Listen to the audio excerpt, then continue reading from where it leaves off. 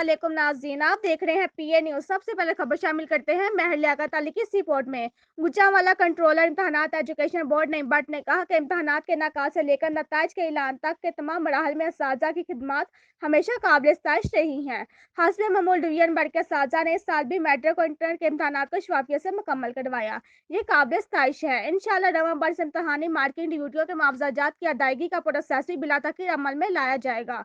मुआवजात में इजाफे के बारे में मुसब्बत इक़दाम जारी हैं। इन ख्यालात का इजहार उन्होंने ज़िले सदर पंजाब टीचर्स यूनियन मोहम्मद शाजिब बावान के सरबराही में आने वाले वफ्द से मुलाकात के दौरान किया।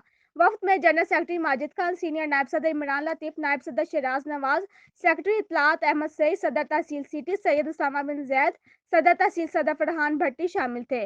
कंट्रोलर इम्तहानात ने मजीद कहा कि बोर्ड सलीका साथ पेश मसाइल के हल के बारे में तमाम तर तवानाइयाँ सर्व कर रहे हैं।